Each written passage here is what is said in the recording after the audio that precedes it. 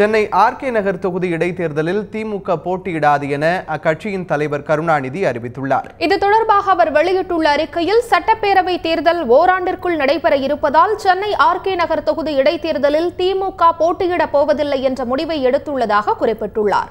ஜனநாயகம் மதிக்கப்படாது என்பதால் இடைத்தேர்தலில் போட்டியில்லை என்றும் தமது அறிக்கையில் கருணாநிதி தெரிவித்துள்ளார்.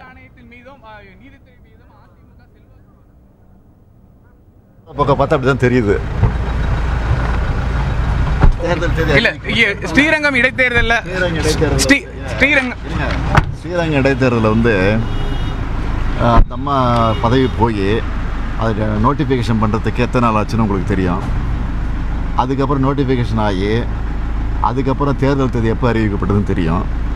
ஆனால் இப்போ வந்து ஆர்கே நகரில் வந்து ஞாயிற்றுக்கிழமை அரசு அதிகாரி சபாநாயகர் செயலர்லாம் வந்து 8 மணிக்கு காலையில் வந்து கோட்டையில் வந்து உட்காந்து ராஜினாமா பண்ணுறதுக்குரிய வெற்றிவேலுங்கிற இது சட்டமன்ற உறுப்பினர் வரவழைச்சு அவர்கிட்ட ராஜினாமா கடிதம் வாங்கிட்டு அதுக்கப்புறம் அன்றைக்கு மாலையே ஞாயிற்றுக்கிழமை மாலையே சட்டமன்ற செயலாளர் வந்து அறிவிக்கிறார். அஃபிஷியலாக கெசட்டில் வெளியிட்டு அறிவிக்கிறார்.